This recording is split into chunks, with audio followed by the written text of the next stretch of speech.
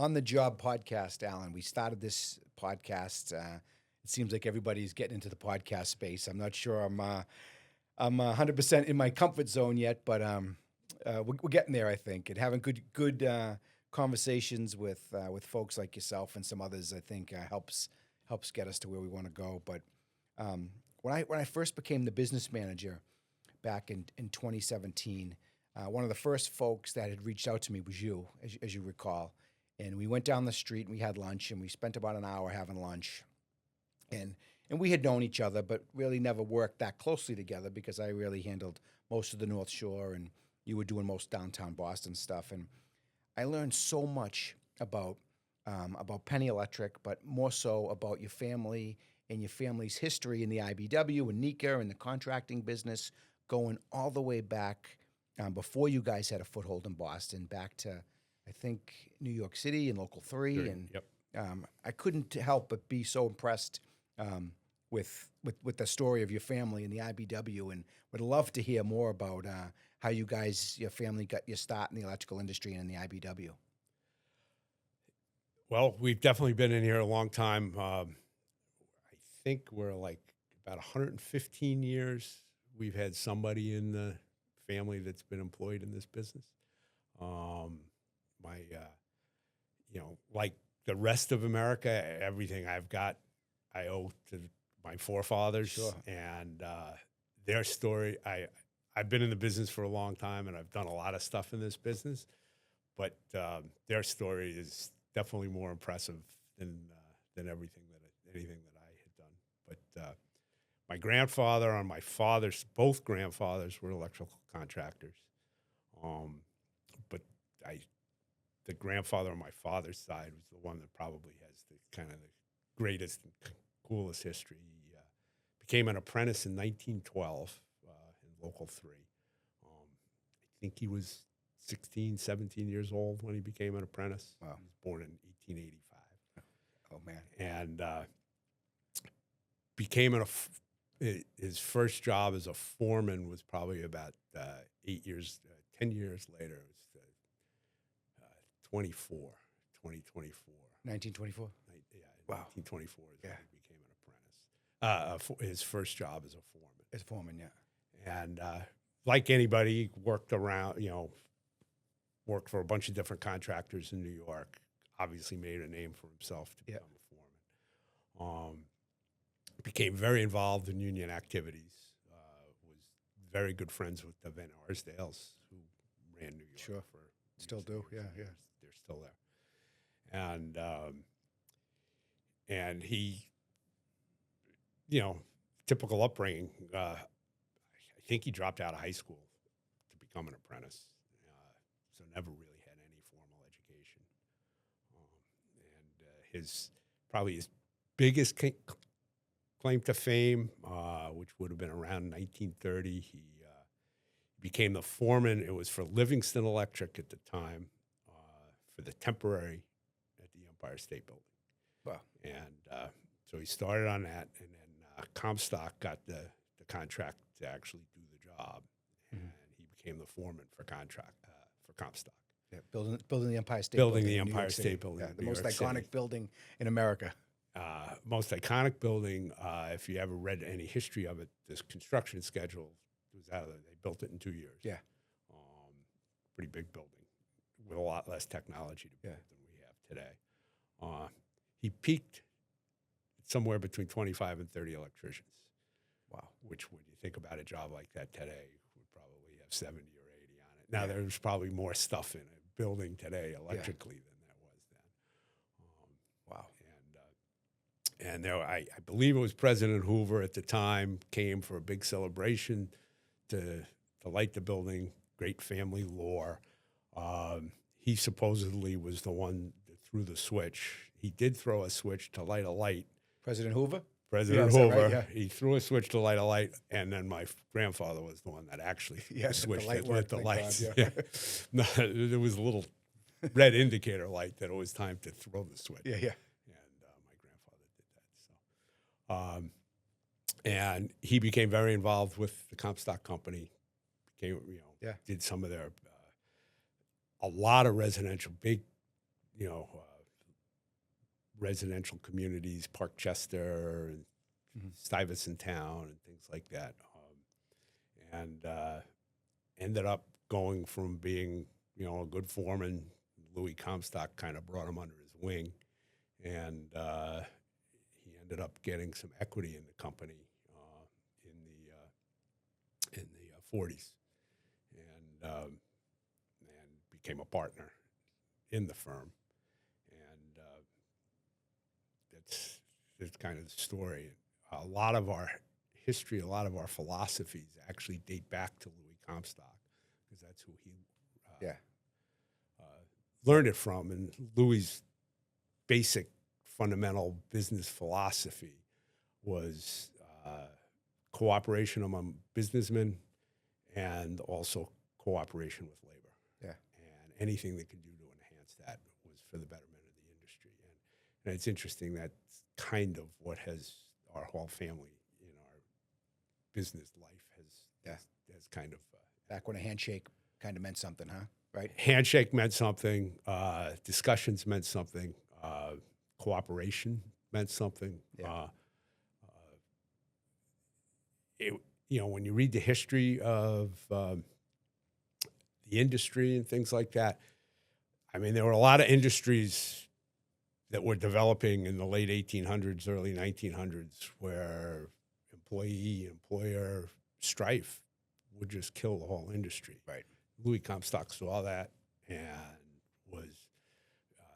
felt it was paramount that they keep that out of the electrical industry. That if it really wanted to thrive, they needed cooperation between both parties. A lesson that still carries through today, right? Carries through to today. Cooperation. Louis Comstock was one of the founding members of the CIR. I think it was Secretary Ford of the IBEW. The two of them basically put that together in the around 1920. Yes, CIR, as you know, is one of the biggest problem-solving entities the IBEW and NECA have. When they get together and solve issues that can't get resolved at the local union level, they go to CIR in Washington. Yeah. Wow. And so that philosophy is what carried him through. Now that's what grandfather on my father's side. On my mother's side, my grandfather was a contractor too, back in the early 1900s.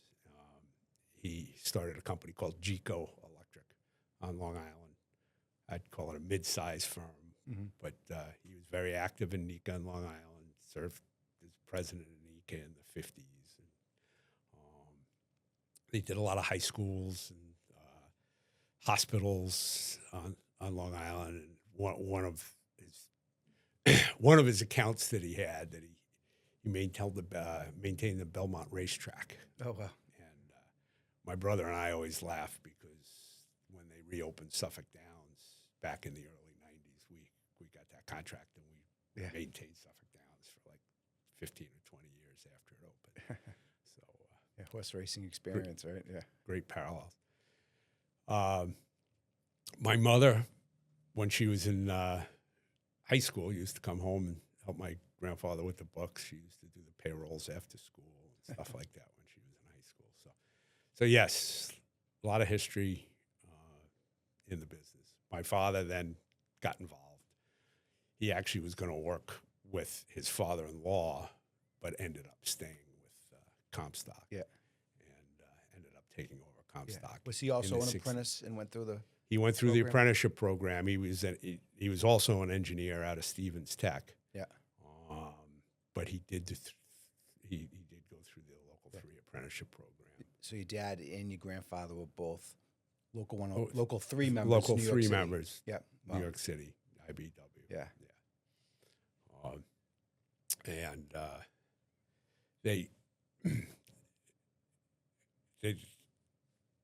the business has just been really good for the family. Yeah. And once it gets ingrained, it's funny. Sure. It doesn't go. Going back to my grandfather before we get into the Penney stuff. Yeah.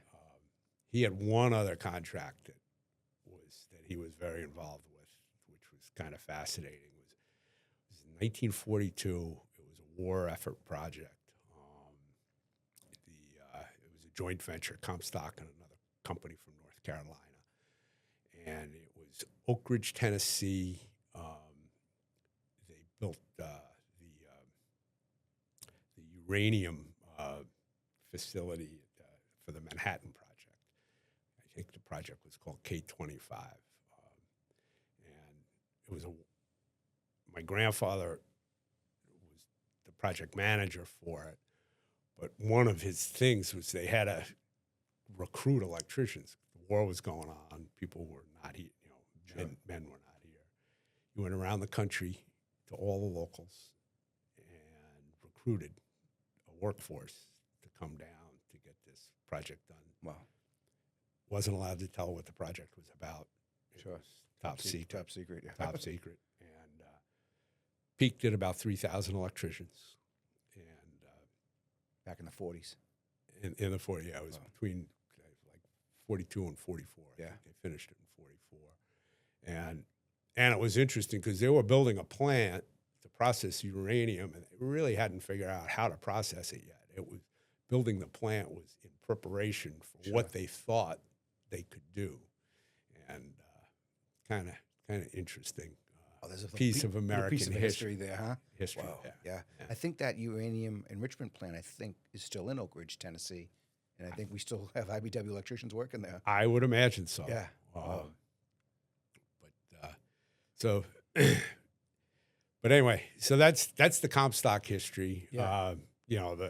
I think on John McLaughlin's podcast, he mentioned Comstock was one of the largest. Yeah. It did grow. I think it was second largest in the country back in the 70s. Yeah. I think it's kind of funny. Number one at the time was Fishback and More. Oh yeah. Which Yeah, it's funny how they have the Boston ties, how it weaves in. Yeah. I actually worked for Comstock. I don't know when your family left or moved on from Comstock. I worked for them in the early 2000s. They did a big job down in Bellingham Power Plant. Bellingham obviously. Powerhouse. Yeah. Yeah, you were probably working for Mario. Yeah, I think so. Yeah, I was on the night crew. That was a good job. It was my first job I ever was a foreman on, working for Comstock down there. Okay. Yeah, pulling wire. Well, there's another guy that was a foreman for Comstock for a little bit too. Your father. Yeah, my dad worked for you guys. Worked for Yeah, us yeah. in the early '80s. Yeah. When we were in. Had the office going in Boston. Yeah. Yeah, not so much on the contractor side, obviously, but my family, I think it's a common thread among the IBEW is how it was always a family business, whether you were a contractor or just a journeyman. It was a father-son business and was passed down generation to generation, and I know it's been that way for your family, and same with mine. You think about what you're going to do. Obviously, you get a head start. Yeah. And I kind of took advantage of that. Yeah. Now, my story was I went to engineering school, University of New Hampshire, graduated in '78. And my first job coming out of college, I was a project engineer for the Leahy Clinic in Burlington. Oh, wow. I worked for Manzi Electric, Oh, yeah. which was a company out of Lowell at the time. Yep. And when I got on site, it was a hole in the ground. And when I left 2 years later, there were people on the operating room table. And it was a pretty cool experience. Yeah. To watch it come out. Probably peaked at about 60 electricians while the job. And what I learned from the four main foremen on that job was priceless. Yeah. Oh, definitely. Yeah, Leahy Clinic. This area is all known for our colleges and our hospitals and universities, and it built this local into what it is today. The big hospital stuff, the big college stuff. Yeah. And then when I finished up there, my brother had opened a small Comstock office in Boston, mostly managing. We had joint venture work in town on the MBTA. Comstock Manzi had a number of contracts from the 70s into the 80s. And then when I came into the office, I started to try to get some work on our own in town, and had some success. Probably the two most interesting jobs for us. Whatever we did, the Omni Theater at the Museum of Science, Yeah. which was kind of cool. And then I think my dad might have worked on that. he did work on that. for He that was job, he was you a guys. sub foreman. Yeah. With Andy Lynch. on Yeah, that yeah, job. Andy Lynch, yeah. And then we did a TV studio in Framingham, V66, Oh, yeah. which was the first MTV Yeah. station. John Garabedian and Ernie Woo Ginsburg. Yeah. And it was a pretty interesting job. I know. I think Greg Hill on the Greg Hill show was worked in That's that where he was kinda station got his when start when there he too? got his Yeah. start there too. Yeah, I think my dad worked for you guys at that job too. He may have. Yeah. He did. He worked with They're us a very lot. familiar. I remember the stories of, when I was a young kid, I wasn't in the business yet in the early 80s. But I remember my dad, the jobs that he worked on, because he'd come home and tell us and talk about Yeah. where he worked, That's pretty cool. And then so I'm in the middle 80s, and my push comes to shove. It was that time of life. My father decided that it was time. It's pretty funny. He's about the same age I am right now, and he ended up selling the business, Comstock, to a French company conglomerate. Mhm. And my brother and I tried to decide what we were going to do next. Mhm. And I was involved in NEEC at the time. I had become friendly with John Penney. My brother knew John, too, from when he was involved in NECA. We sat on the JATC together. John was chairman, and back at the school in Newton. Yeah. And we decided to join forces with John. And we bought it and became partners in 1988. And it's a small shop, had about 18 electricians. Penny at the time? Penney at the time. Yeah. Did some work at Harvard. They had a couple of really good customers. Yeah. Christian Science Church, which Oh, yeah. we maintained for 30 years afterwards. Yeah. But we joined forces and tried to figure it out. Yeah, that's an understatement, I think, right? You guys figured it out, I think. It went pretty well. Yeah. It was baby steps at first. Mhm. But we had some success.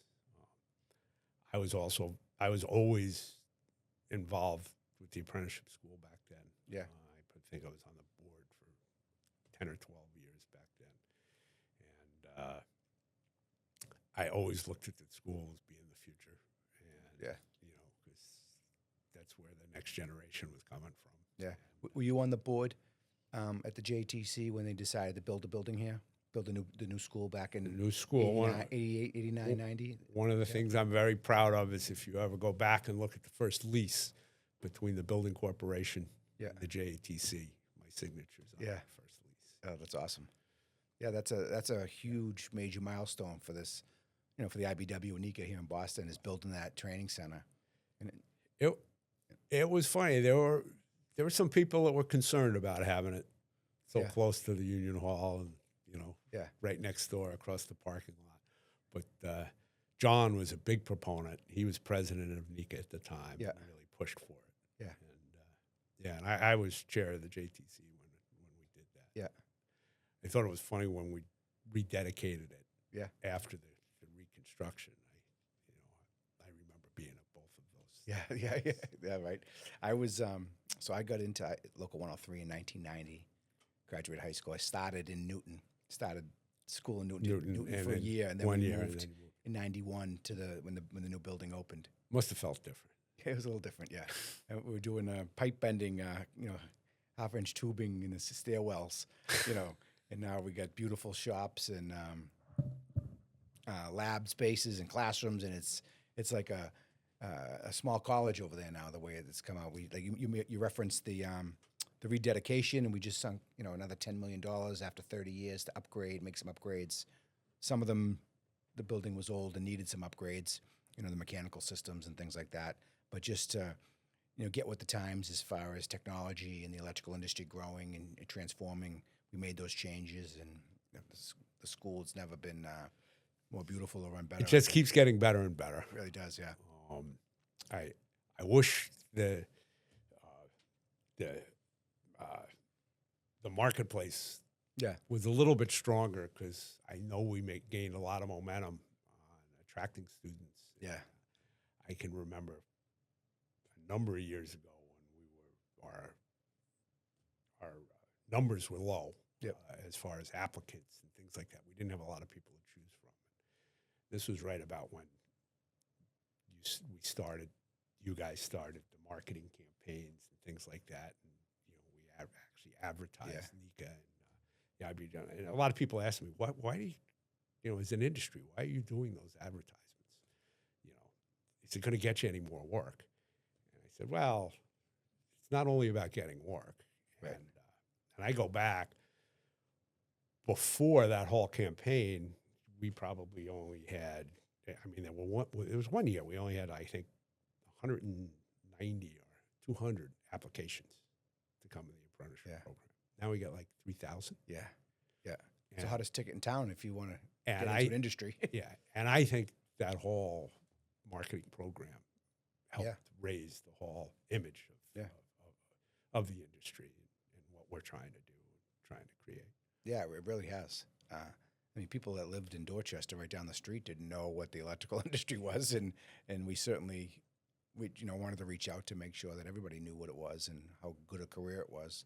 It's a game changer in people's lives, especially if we've been very fortunate because our fathers kind of guided us here to where we are, but most folks don't know because they don't know.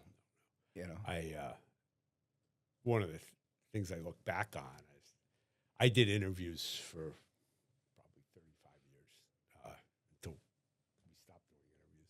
Yeah. But there are a number of individuals that had no representation that just applied. Yeah. But looked like that they were perfect. Yeah. And I watched them get in the program, and I've watched some of them retire. Yeah. And it's pretty cool. Some of them work for me at Comstock, some at Penney, and some at other places. Yeah. But I've just, seen them go through their whole career. Yeah, it's a great way to, both of my kids, my daughter, you mentioned you went to UNH. My daughter also went to UNH. She took business. She wasn't sure when she got out of college what she wanted to do. We talked about the apprenticeship. We talked about the electrical industry. And she decided to come and work in the electrical industry, be a member of Local 103, go through the apprenticeship. She's doing some estimating and some project management. She kind of taken that route a little bit. My son, on the other hand, is a fifth-year apprentice getting ready to top out and become a journeyman. And both of them absolutely love the industry. And I don't blame them because it's a great industry. It really is. It's been great to your family. It's been great to my family. And now my kids are seeing it, and I couldn't be prouder. It's similar for you, right? Oh, yeah. Yeah. Oh, yeah. And it's funny. You're not sure exactly where they're going to go. I wasn't sure where. I assumed I would work for Comstock my whole life. And I can remember when my brother and I were getting Penney going with John. And I think my father was prouder with what we were doing at Penney than if we ever had stayed in what we did with, continued with Comstock. He thought that was pretty cool. It is pretty cool, yeah. Yeah. And my brother and I, when we decided to get involved with Penney, Comstock was a big company. They had offices all across the country. When I was growing up, my father was home very much, and we were both wanting to raise families, and we both wanted to be more present. So we made a commitment that we'd just work in the greater Boston area so we could be home every night. Oh, yeah. And we were able to maintain that for the 35 years. Yeah. We had some pressure to go to some other cities, but we resisted. Yeah. You guys, Penney is one of the top-notch companies, Local 103, for the past, several decades. I know coming up to my time, Penney was always doing the big jobs. You look at the skyline in the picture here, you probably pick out a couple of Penney jobs, I'm sure. I love looking over the Boston skyline. My kid drives them crazy because I'm always pointing to the tops of buildings. I can tell by the lights. That's an electrician thing, I think. I can tell the tops of the buildings because of the lighting. Yeah. And they say, "Come on, Dad, that's enough."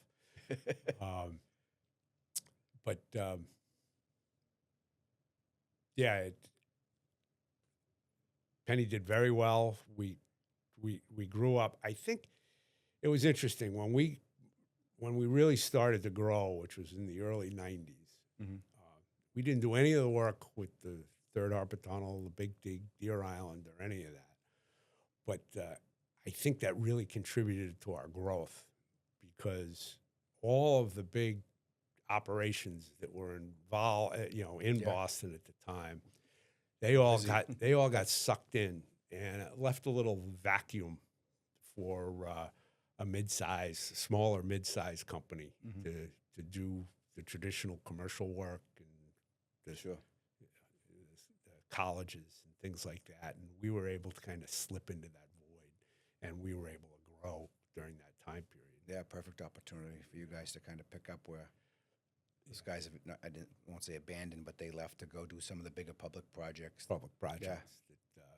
So we were very fortunate, and then we started doing big jobs on our own. Yeah.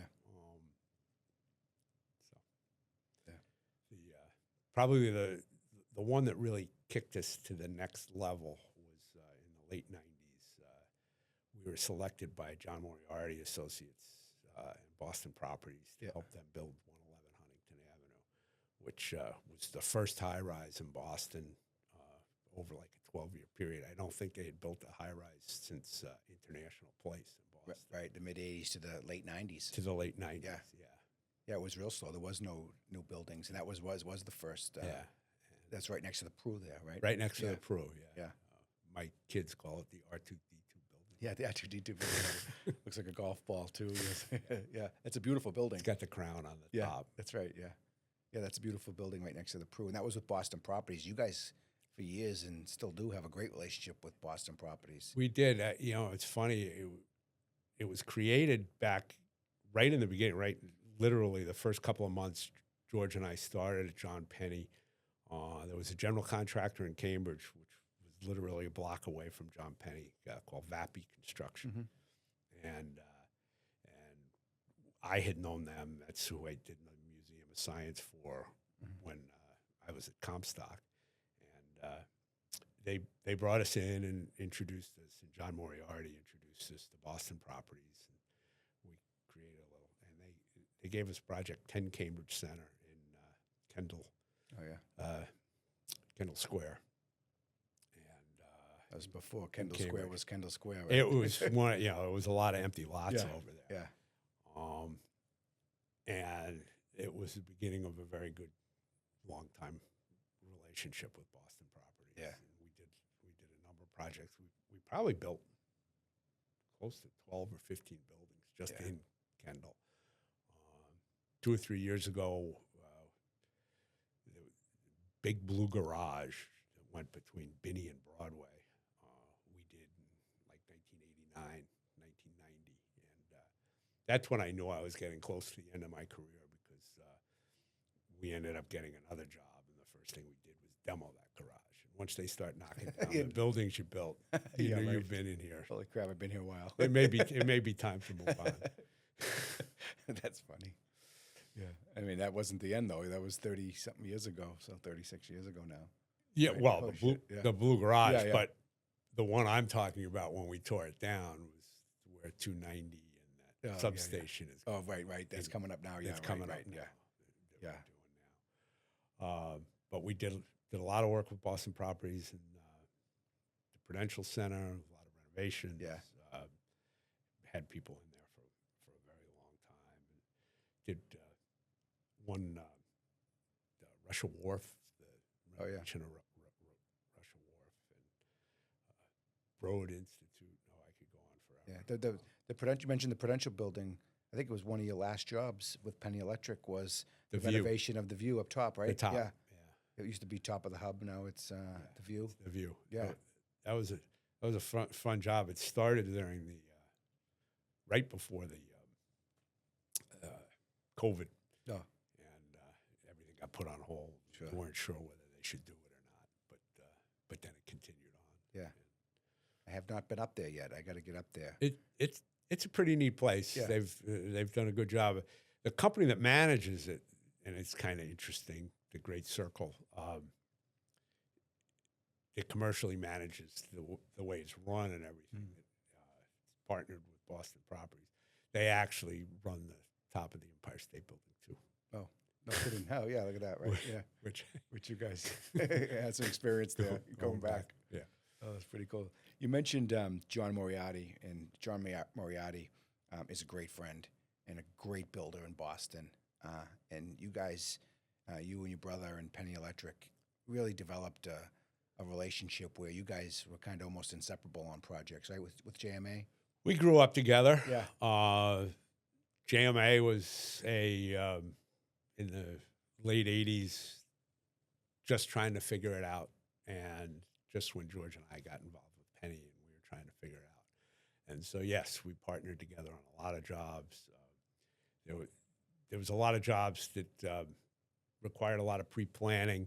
John would get involved with jobs before plans were there, but you kind of really had to know what the costs were and things like that. And so we actually helped them. And, Yeah.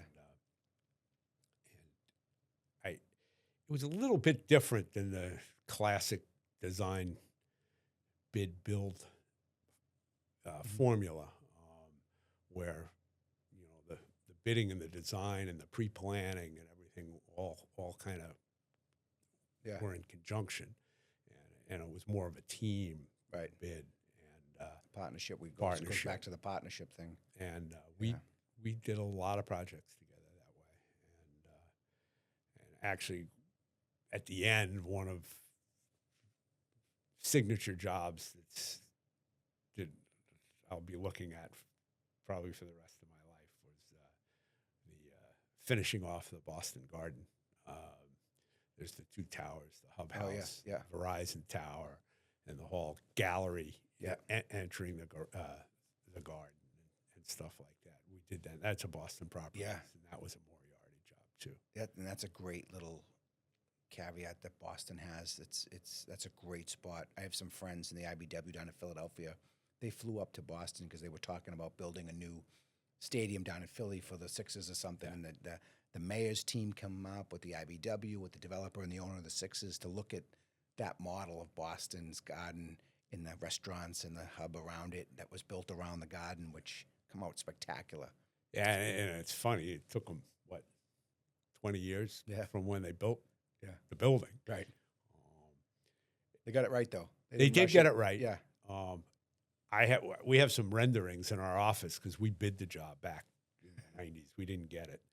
But we have renderings of the Hall Plaza and the two towers. And really what we finished was very much like those Was it renderings really? Yeah. that came back, that were drawn up in the 90s.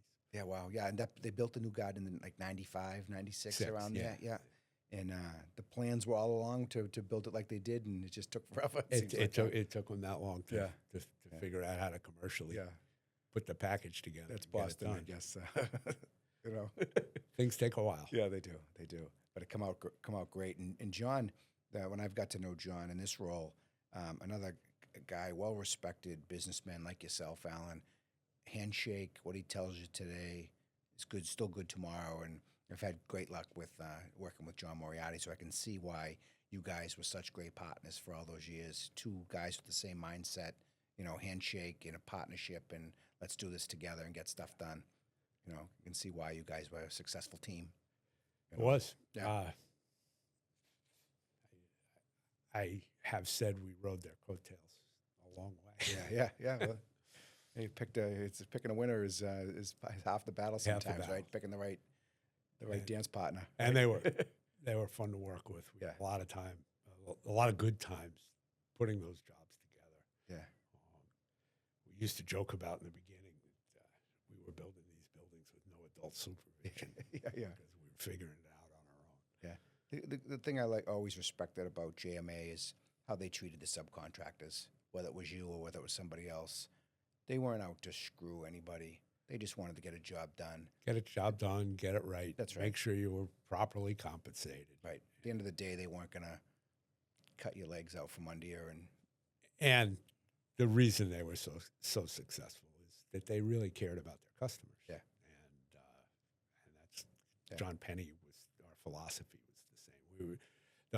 The business philosophies of both of our firms were pretty Sure. much Yeah, that's exactly. perfectly aligned. Yep. And made it easy. Yeah, whenever I talk to them, I mean, they say the same things that you're saying about JMA. They said the same thing about Penny Electric and how it was such a good partnership and how you guys were such great partners, whether it was the customer, whether it was them or general contractor.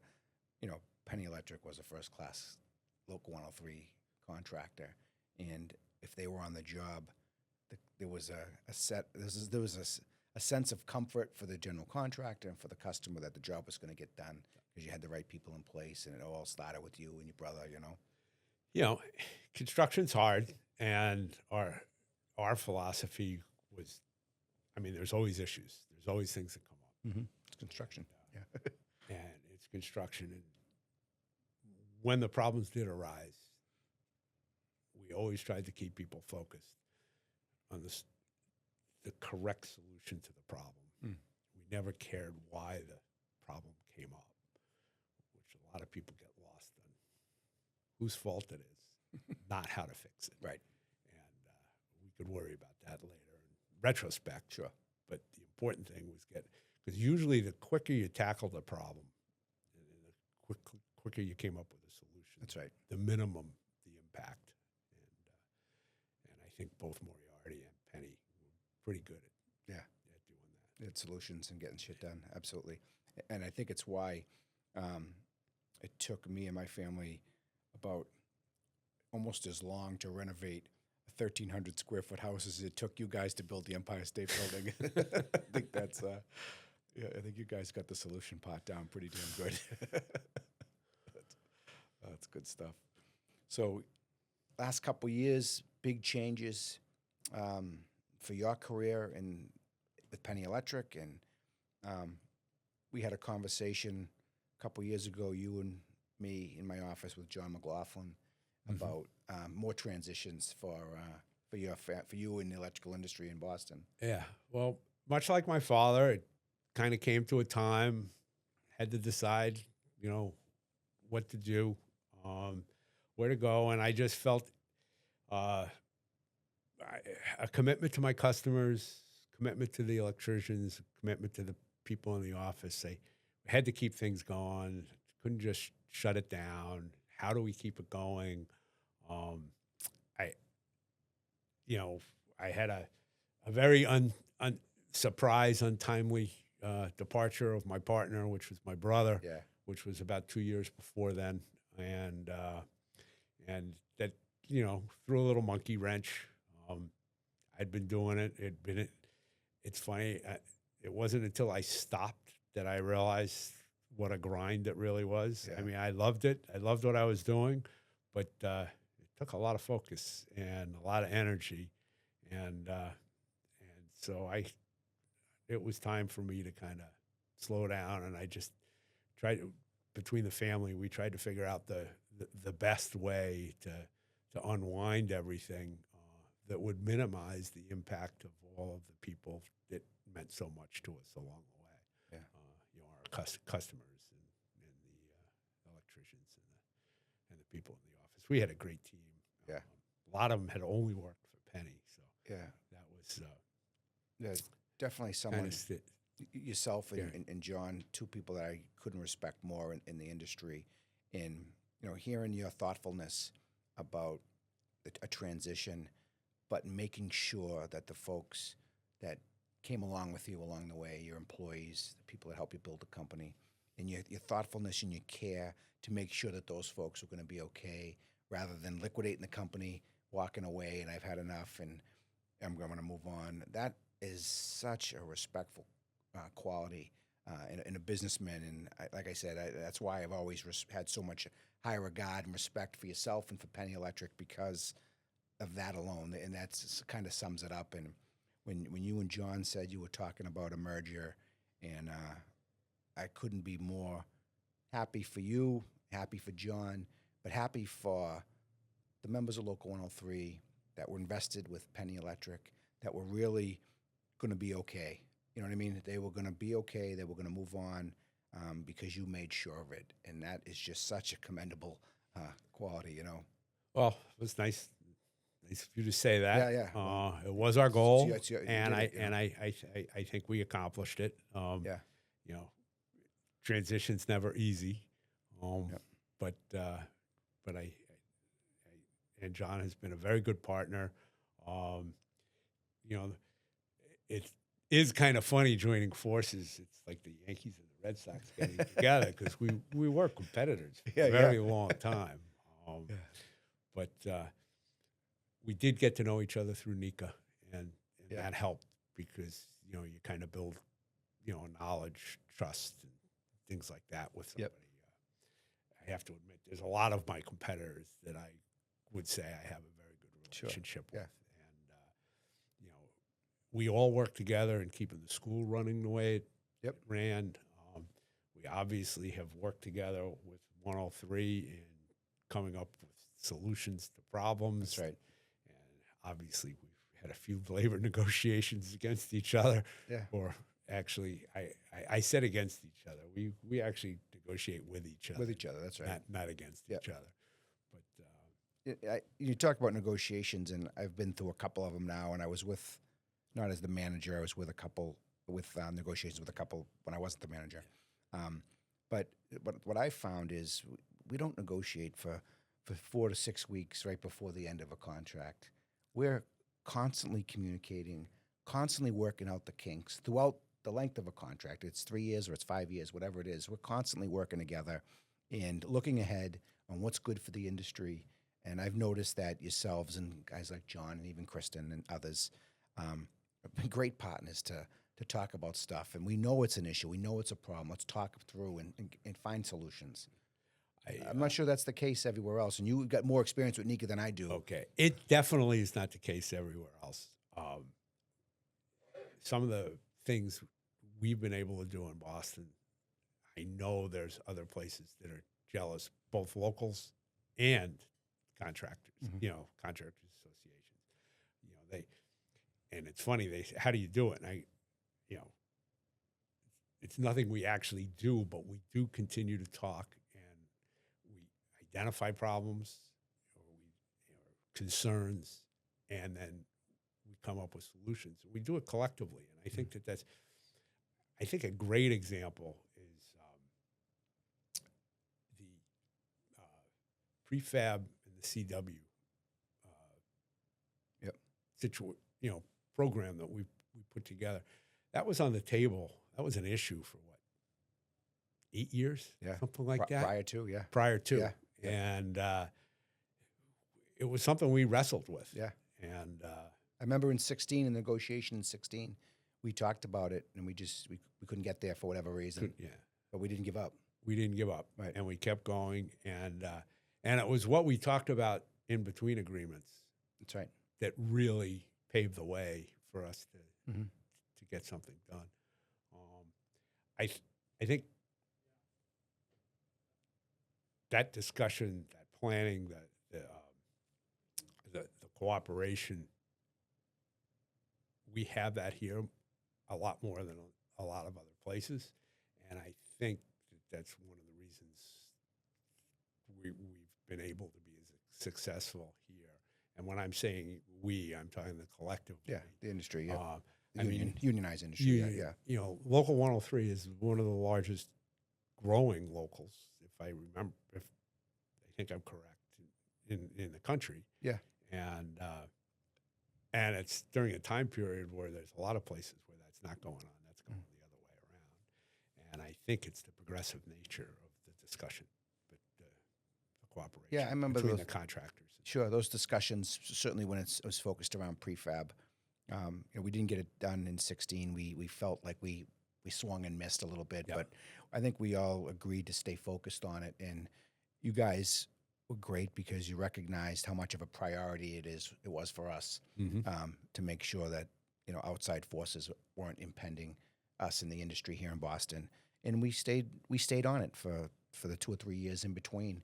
And then in 19 we did get it done, and we incorporated the CWs, which wasn't really a foreign concept, but it was a little bit different because we'd never done CWCE in Boston. Right. But we always had material handlers, and we had summer helpers all the time, and we just kind of formalized. repurpose them and formalize it exactly. And I think it's been going great ever since. And I'm sure there's things we're gonna have to tweak. You guys are gonna have to tweak going forward, but I'm sure it's gonna happen. Yeah. Yeah. No, there's a willingness on both sides to always work together to make sure we're pushing the industry forward for the betterment of both sides. And I've always felt that I can do more for my members and deliver for them if I got a good relationship with you. If I can approach you and have an open conversation about something that's a priority for this side and you're willing to listen, I'm serving my members better that way. And I think it's the same way for you. It's funny what you're talking about. I'm going to take it full circle. I had mentioned about Louis Comstock Yeah. in the beginning, Yeah. which was kind of the family mentor in all of this. His business philosophy was cooperation among businessmen and cooperation with labor. Yeah. And I think that's imperative for the success of the industry. Yeah. He was very concerned about, big thing was work stoppages, strikes. Yeah, back in those days, there was a lot of them, right? There was a lot of them. Yeah. And they actually ruined full industries, businesses, put people out of business and things like that. And he knew that was not to the betterment of anybody.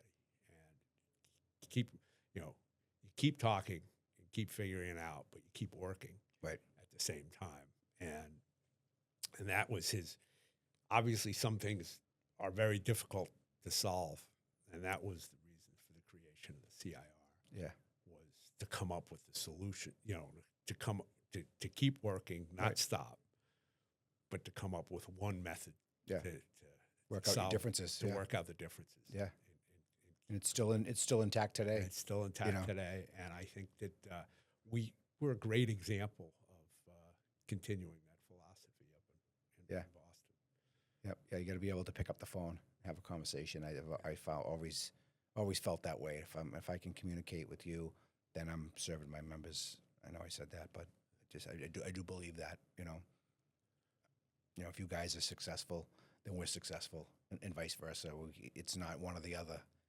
Nobody. If one side loses, we both lose. You know what I mean? We both got to win, and we're both committed to finding that, which has been great. That philosophy, John was a big proponent of that. John Penney. Yeah. And when I got to know him, we were talking in NECA and working on the JATC. His philosophy was the exact same way. Mm-hmm. I think it's one of the things that kind of brought us together. Yeah. Was how important that was to both of us. Yeah. Yeah. John Penney is a titan in the industry here in Boston on the contractor side. Certainly, for Local 103 feels the same way, and I feel great. I know it started with you and your family and John's family and his company about the John Penney Scholarship that's kind of carrying on his legacy. Tell me how that all came about, because I think it's just a wonderful thing to honor somebody. It's all because John's family, Margaret and her daughters and Rick Penney, decided that they did want to honor John and wanted to contribute back to the industry. And so they came up with this idea of establishing this scholarship fund. John Penney, the company, George and I ended up contributing to it also, and put it together. And the commitment to the apprenticeship program and to getting people into the program seemed to be a really good place to target. And so that's when we came up with what we were going to do with the fund, who gets it, why gets it, whatever. And so we sent out, all the incoming apprentices, they all have a cost to get into the business. Before they've actually collected a bunch of paychecks, they got to pay for their books, they got to pay for their computer, they got to pay for their tools.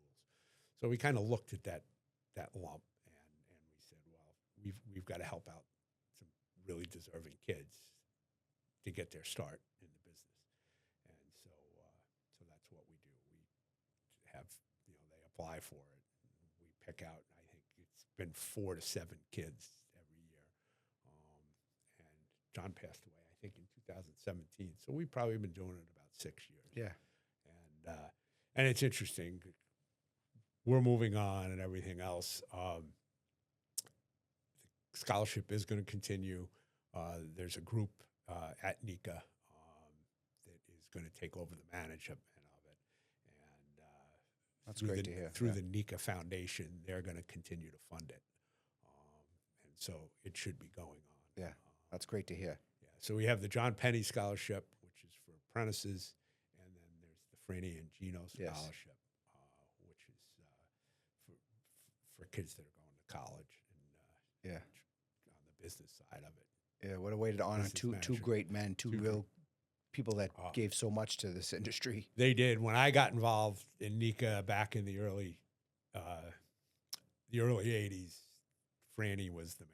Yeah. He was very much involved in NICA. I spent a lot of time. I learned a lot from him. Yeah. And him and John were good friends. Yeah. They communicated a lot and thought all of Yeah. these things were important.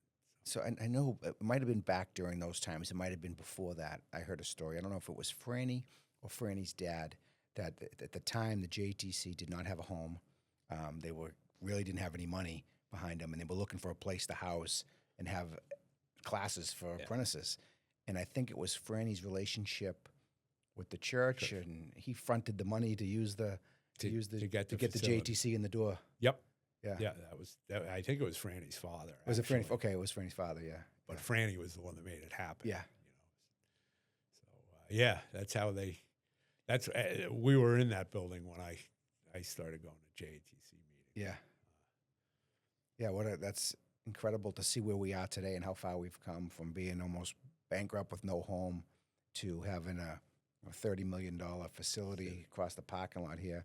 And now, like, for the first time, we're expanding.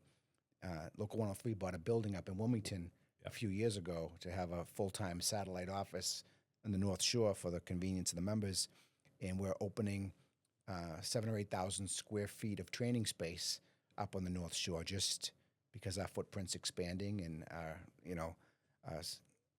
where we are in the North Shore, it's great to plant a flag, certainly for training and for the local union. So we'll be looking to we're going to have some type of grand opening. I don't know what it's going to look like yet, but to have some training space to expand, it's good. It's great. Yeah, JTC is doing great, and we got great leadership over there, and I'm proud of the legacy that you guys really started out from scratch with nothing, and made it easy for someone like me and others to expand and to capitalize. It was a commitment from both sides to make it happen. Sure. And I think we've done a pretty good job. I think anybody that comes from around the country to come and looks, they're pretty impressed. Oh, yeah. And the JTC, it's such first class. Whenever anybody comes to town or comes to Local 103 to visit, whether it's the governor or someone from the governor's office or a politician or from another local union, the first place we take them is to the JTC because it's first class, because it's so tightly run and so well run. It's an easy thing to show off. And then you go in and you go into some of the shops where some of the kids are working.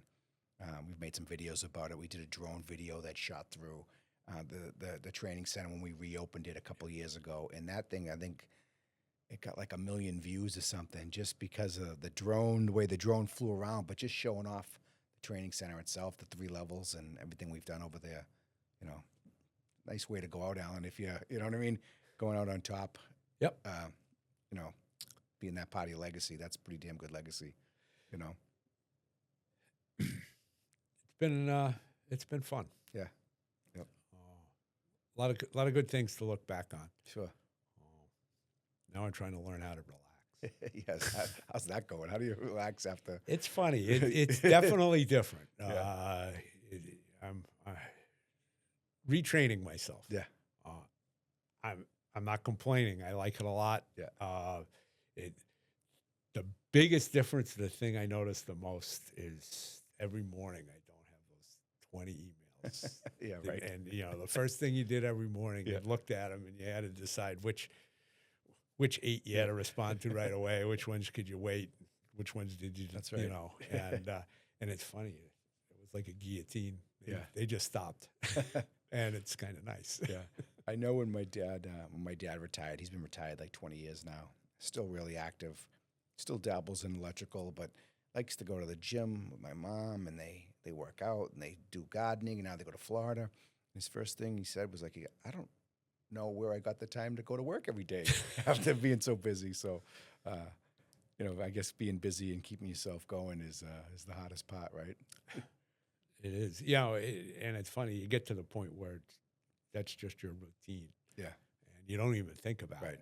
But you realize how fast you were going when you stopped. Right. Yeah. Yeah, no kidding. Yeah, we'll have to. I know you spend a lot of time in Florida, and we have our annual retirees. We have a luncheon down in Florida the beginning of March.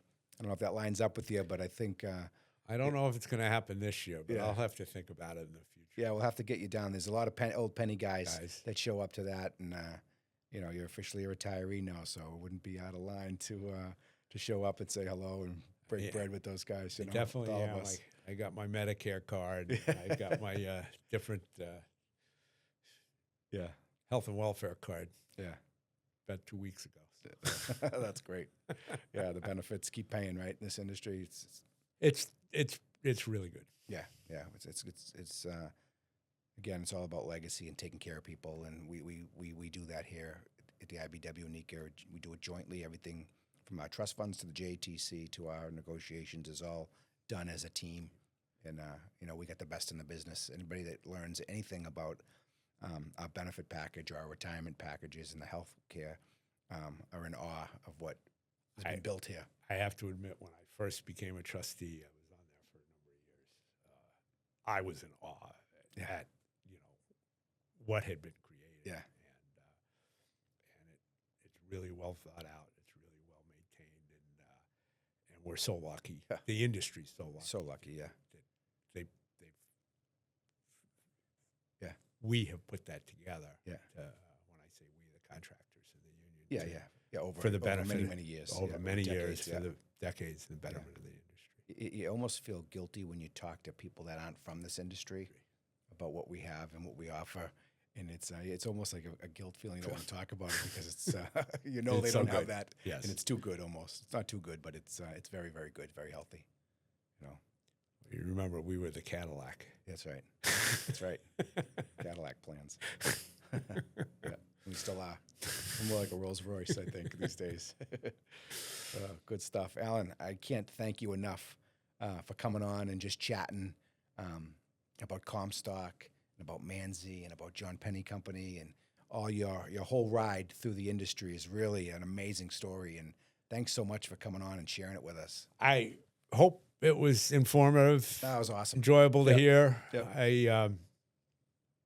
It's a great history, and it's worth telling and talking about. I thank you for coming on and doing it with me. And it continues. Yeah.